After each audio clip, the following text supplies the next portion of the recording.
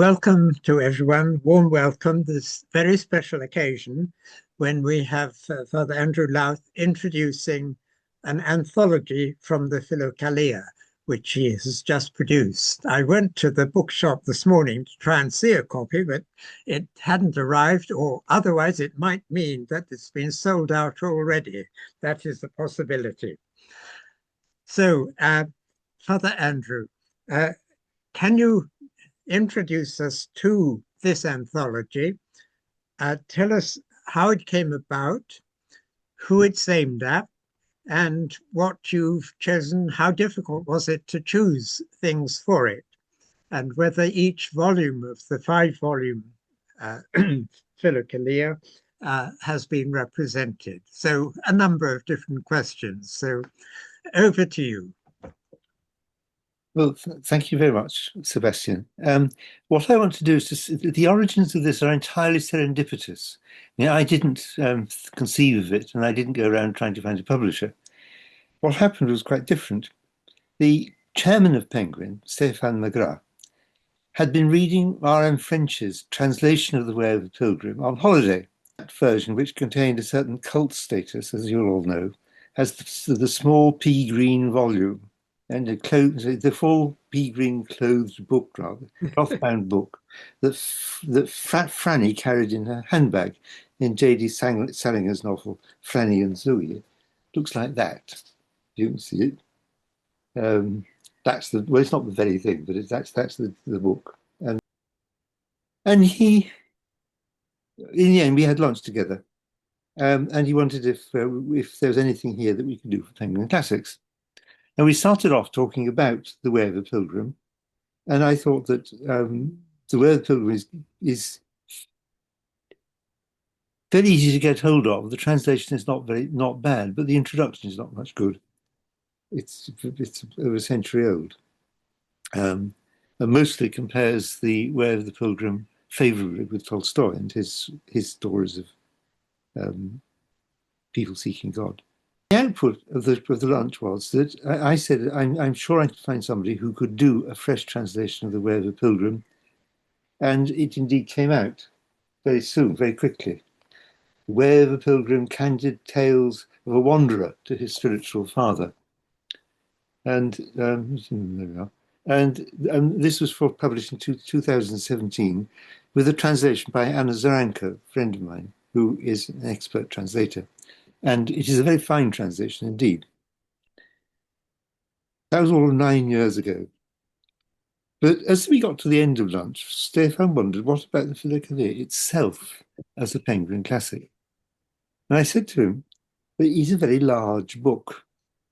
I can show you how big it is, because I happen to have, the story behind it is rather odd. But anyway, I happen to have a copy of the first edition of the Philokalia, which I picked up in a bookshop in Somerset a long time ago, and I had to have rebound. But that's what it looks like.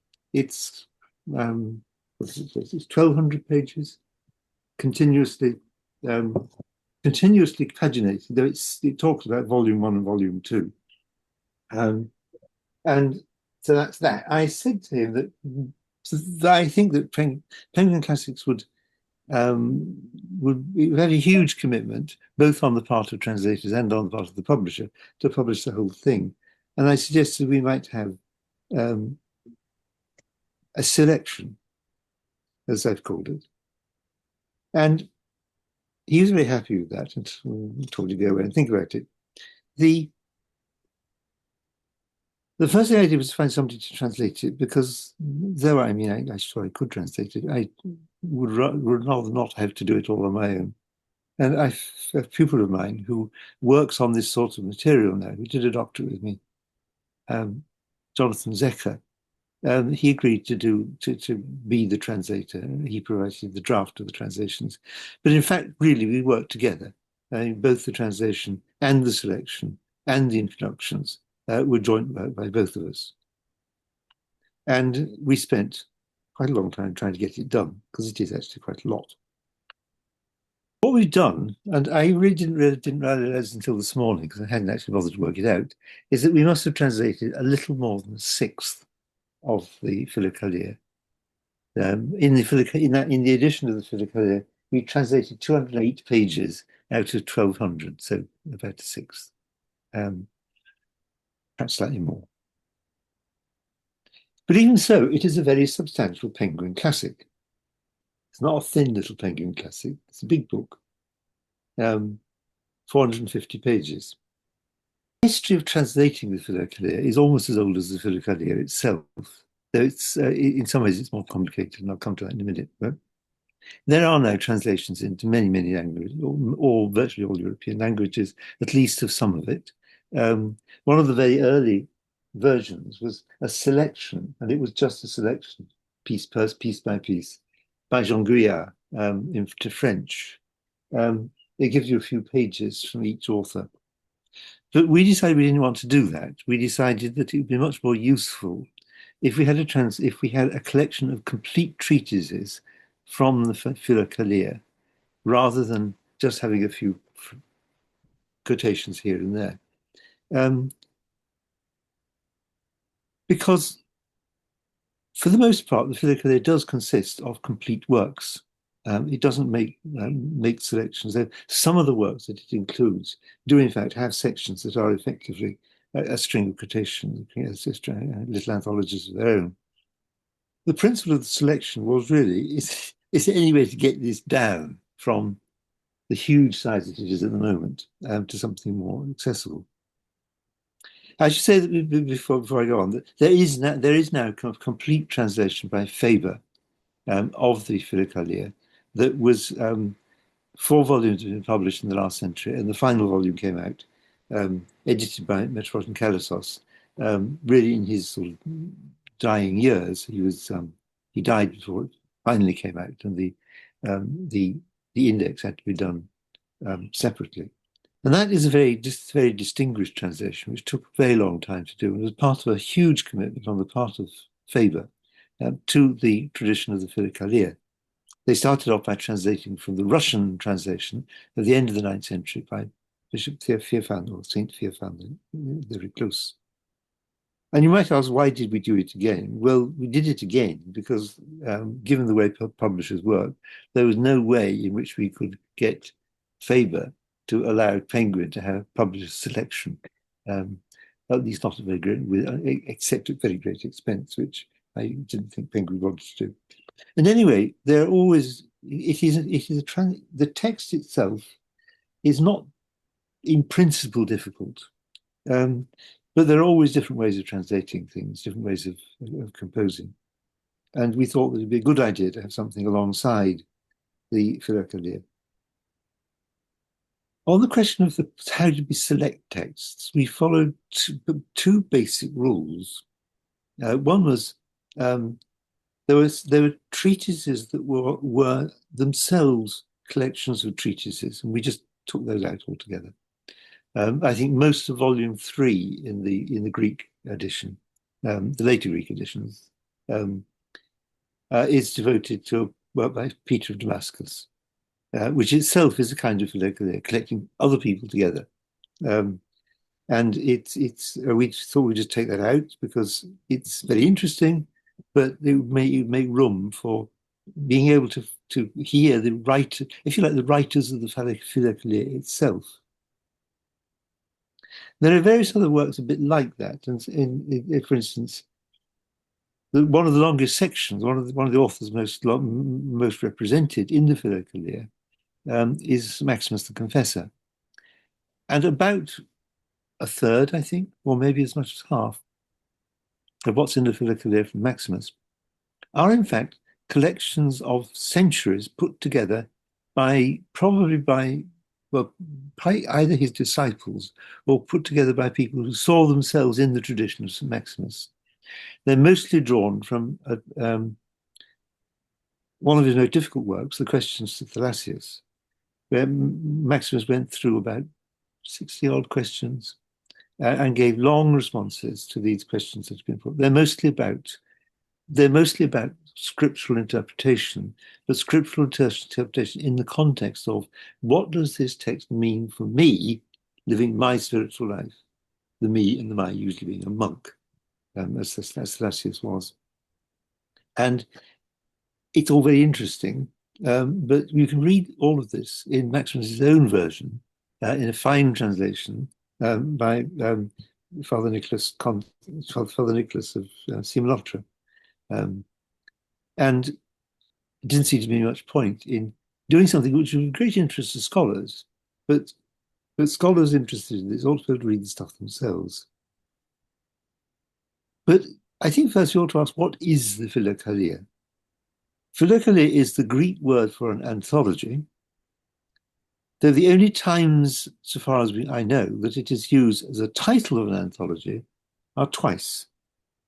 There's a book called The Philokalia of Origen's Philokalia, published in the middle of the 4th century, and probably by two of the Cappadocian fathers, Basil the Great and Gregory the Theologian, when they were very young men, embarking on the ascetic life themselves. And the purpose of Origen's Philokalia is, I think, to defend Origen against people who attacked him. It presents, if you like, an acceptable Orthodox Origen, who may actually be much closer to the genuine Origen than the heretical Origen, who was condemned by a few councils condemned in Alexandria at the beginning of the 4th century, and at the 5th Ecumenical Council in the 6th. But that's a big topic, and there is a huge amount of discussion of what Origen really meant, because so much of his stuff doesn't survive.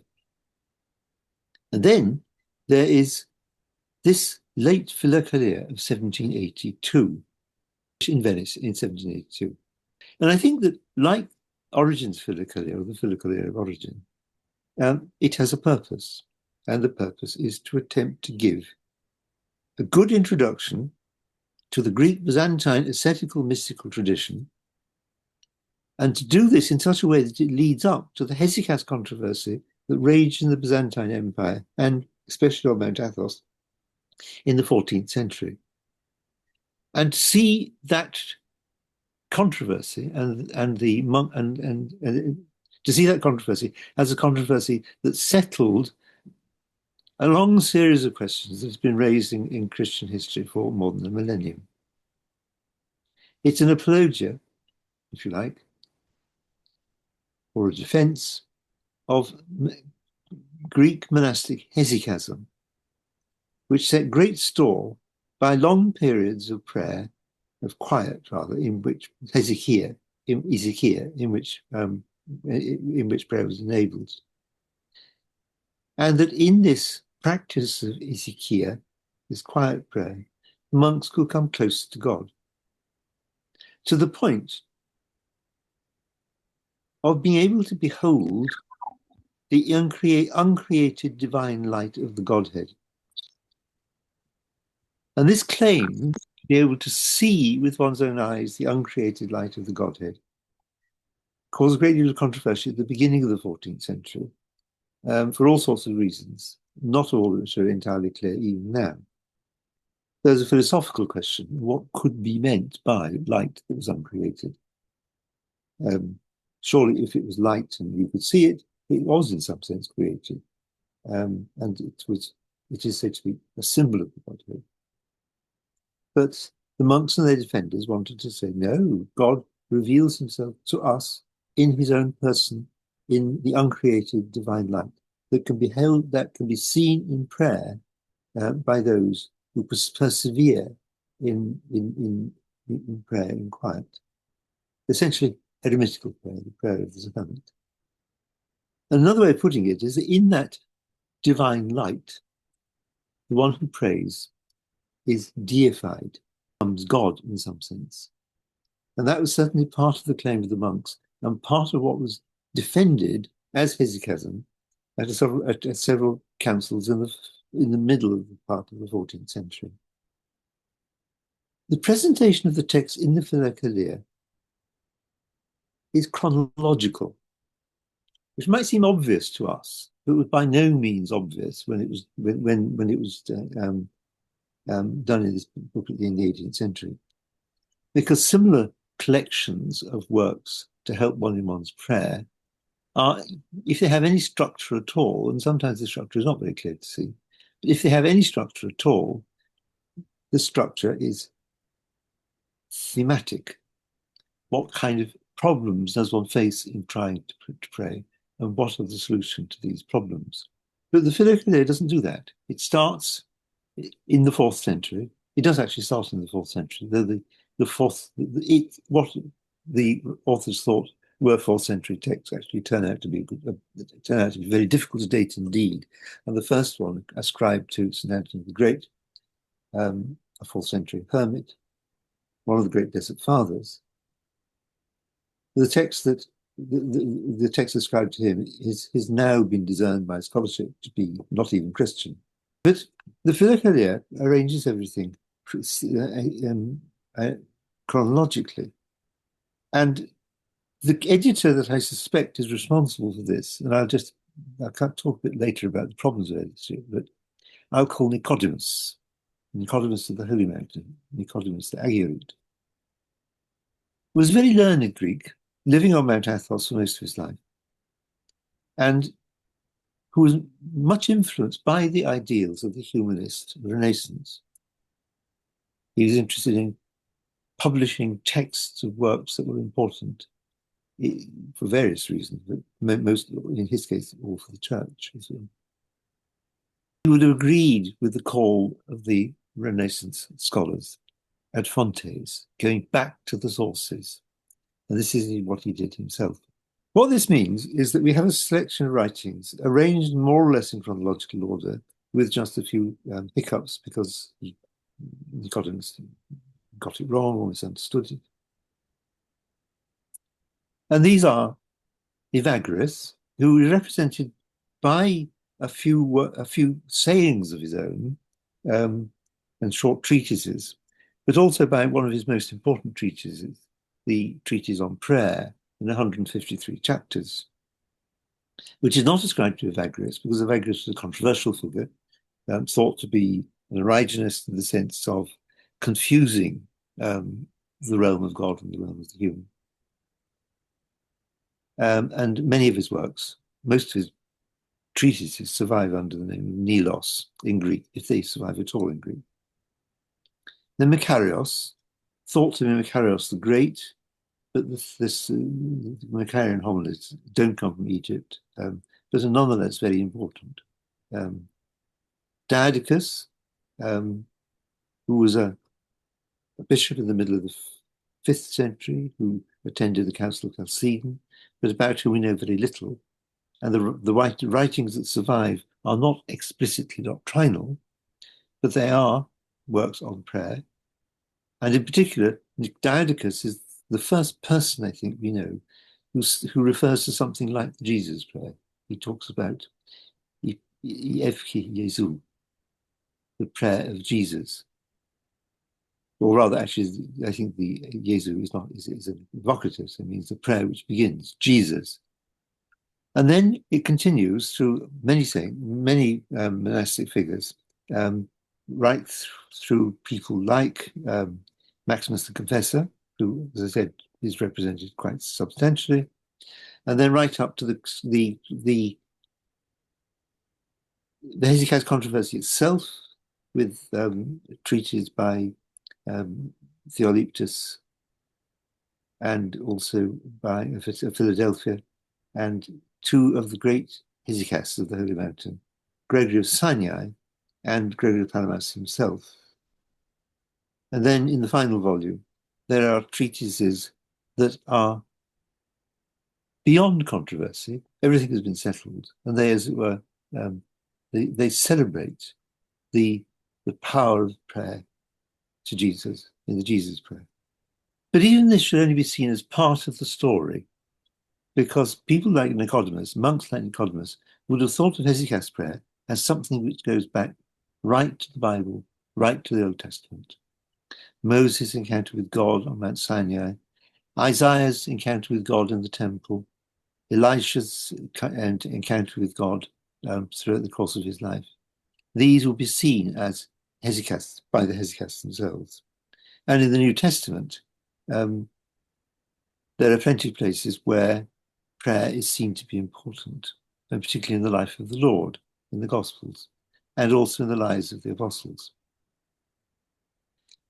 So this is, as it were, the explicitly Christian bit of a tradition that goes back much further.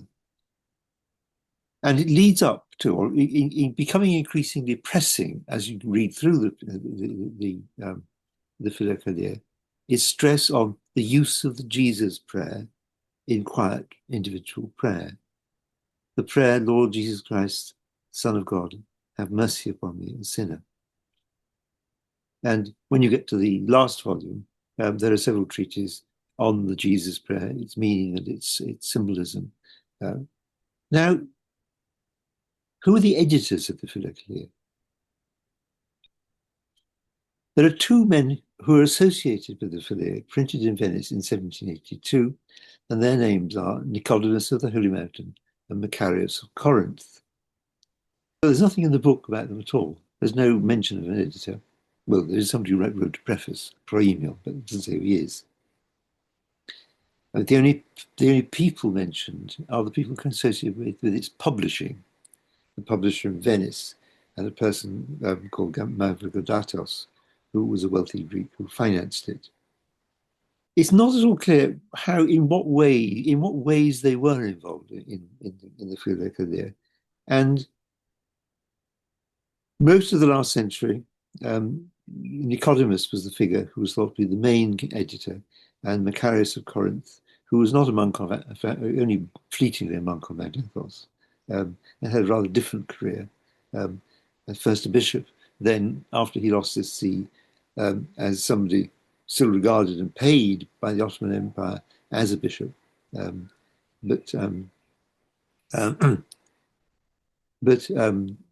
whose role seems to have been more, he had contacts, he could lay his hands on money, he could support issues that he wanted to support.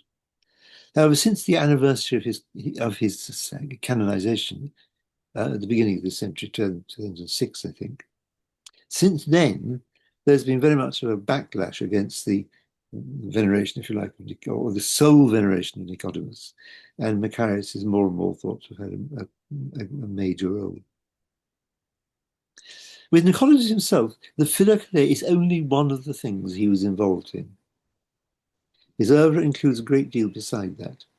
He wrote, for instance, a book called the Pedalion, which is an edition and commentary on the holy canons of the Orthodox Church. He also wrote commentaries on the liturgical poetry of the Orthodox Church, and works that encouraged works that encouraged people in their individual piety.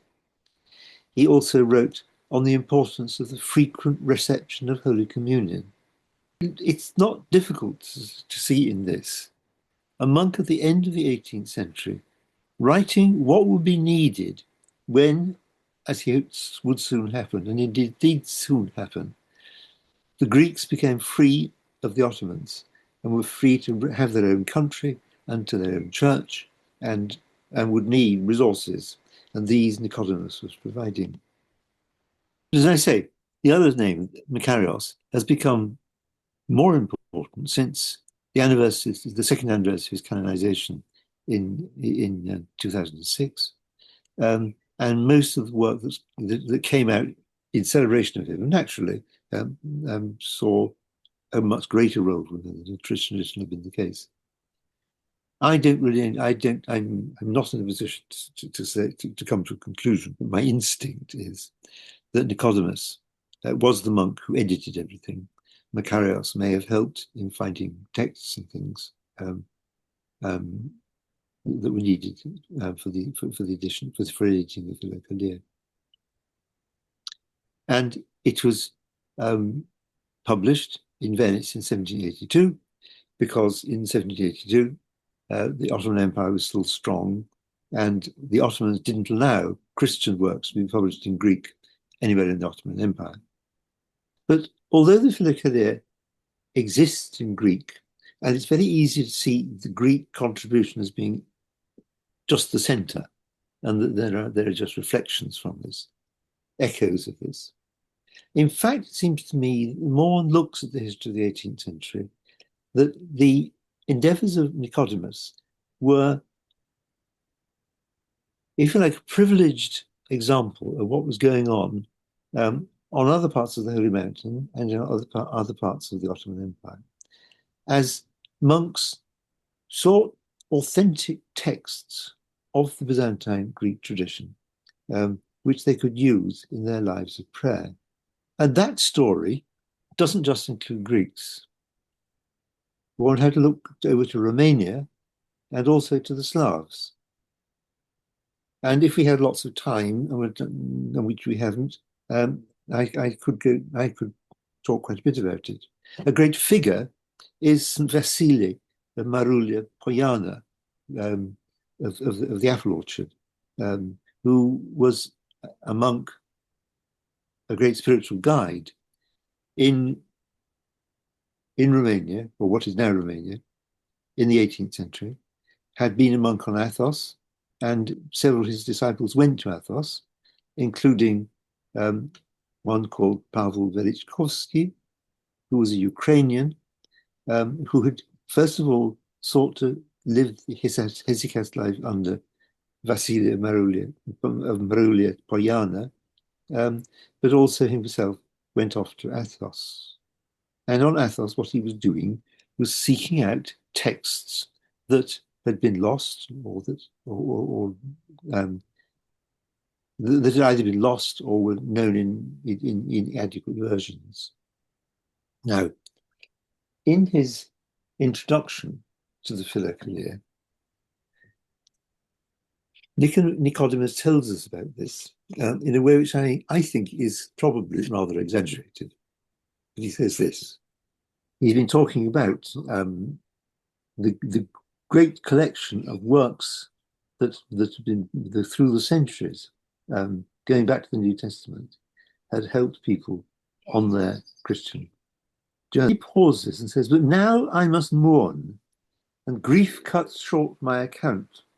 For I speak of all the books which philosophize about such purifying, illuminating, and perfecting activity, to speak like the Areopagite, like Dionysius the Areopagite, and not only these, but others as well, as many as are popularly called watchful, neeptic, because they expound in detail attentiveness and watchfulness. All of these alike are necessary means and tools for attaining the same purpose, having the one goal of achieving divinization in humankind. But of their great antiquity, because of their great antiquity and their scarcity, not to mention the fact that they have never been printed, they have all but vanished. And even if some few have somehow survived, they are as well as if they never existed.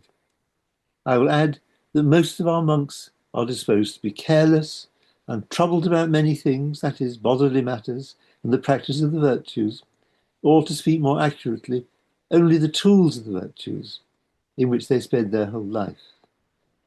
But as to the one thing, clearly, guarding the intellect and pure prayer, I do not understand how they stupidly neglect it.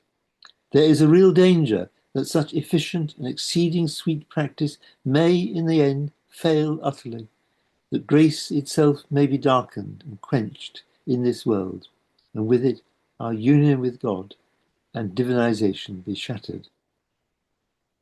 So he sees what he's doing as a very crucial work, really restoring Byzantine or Greek or Orthodox monasticism to its original form. But this wasn't only being done by Greeks. Slavs and Romanians were on the Holy Mountain and other places where texts survived. And so there is a Russian Slav story which is bound up with the Greek story, which culminates in the Greek Philokalia. The Slavs came to call it the Dobrota Lubia, which is a kind of calque of Philokalia, Lubia meaning love, that's philo, and Dobrota being good, kalia. The word itself has no independent meaning in Slav. It doesn't mean an anthology. And the impact of the Philokalia is, oddly, curiously, a story which in the 19th century had much more impact in Russia with the revival of monasticism and the revival of spiritual fatherhood. Whereas 19th century Greece, or the Greek lands as it were involved in wars of independence and gaining freedom from the Ottoman bond. All of this is part of the story of the Philokalia, but given that we're talking about this book, and the selections have just come out, I think we should leave it there, and you can ask questions. Thank you very much for that, Andrew. That was fascinating exploration for me, learning all sorts of things I thought I knew, but didn't quite know. When you were making the selection, did you have a particular audience in mind? Or was it meant to be for people who are quite knowledgeable about the Orthodox tradition, and this would be sort of a handbook, a handy handbook in one volume, or did you have in mind trying to reach a wider audience who had perhaps heard of the Philokalia or were interested in Orthodoxy, and this might be a way of introducing them to a much bigger work? I think our idea always was that we wanted to talk to as wide an audience as possible. And that was one reason why we felt that the Faber Philokalia, for all its virtues, could be supplemented. On the one hand, the Faber Philokalia is in 5 volumes. If they were all in print, it'd be £50 a volume. Even if they were hardbacks, it'd be £20 a volume. It's a massive commitment.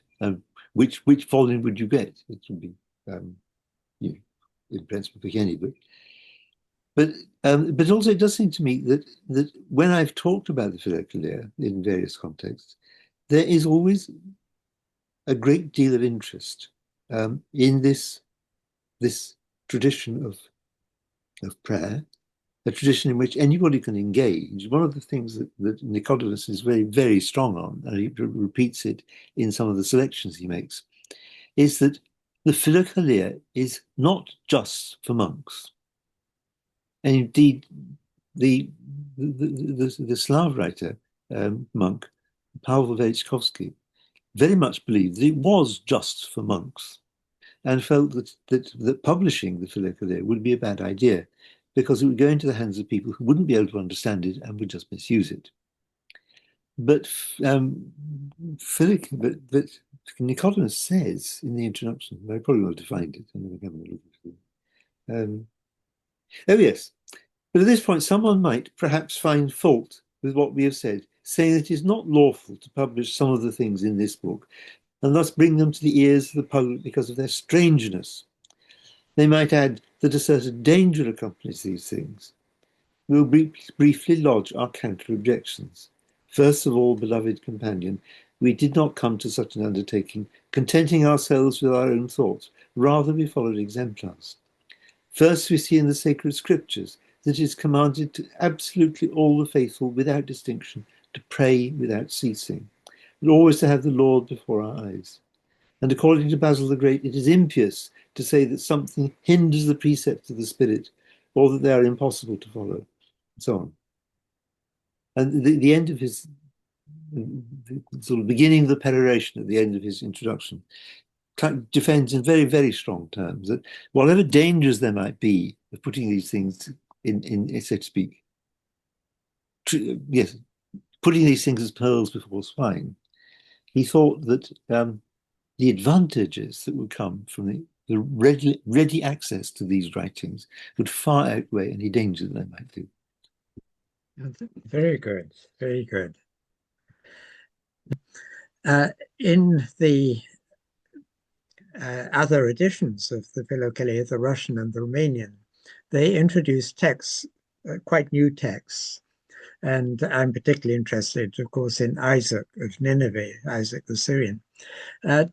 Did you have any inclination to do the same thing and add something that wasn't there originally? Or did you think keep to the original? There are actually several questions here, all pile up and really. I mean, first of all, One might ask, what is the Philokalia? Is it just this big fat book, or is it the text contained in it?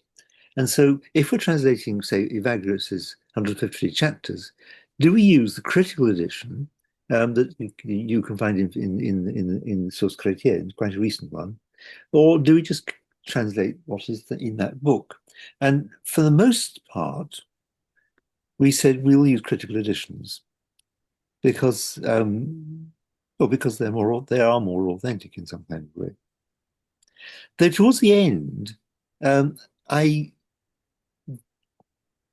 printing what scholars think is the whole text that went into the Philokalia involves a number of assumptions, and I felt that in a number of cases we would do better to have a short text that was very beautifully expressed, very attractively expressed, rather than the much longer text, which is in fact only conjectural.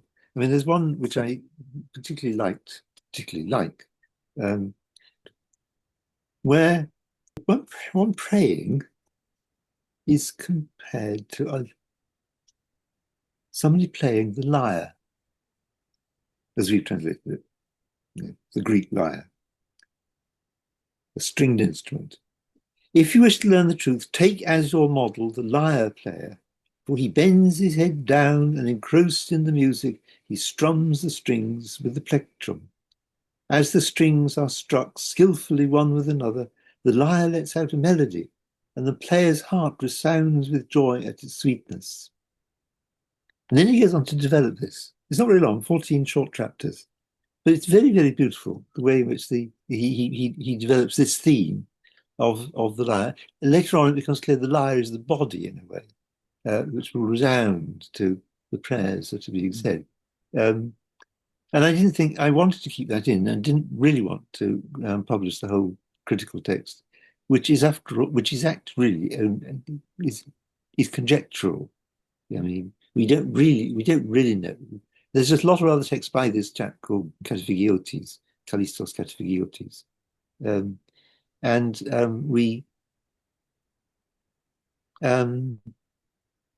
I just thought trying to produce a critical text of this very unusual text would get in the way of communicating something that was worth communicating.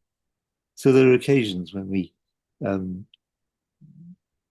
occasion we did things differently. I mean, I think with Diadochus of Photiki, it's a very beautiful, very early text on prayer, which has enormous influence throughout the Byzantine tradition.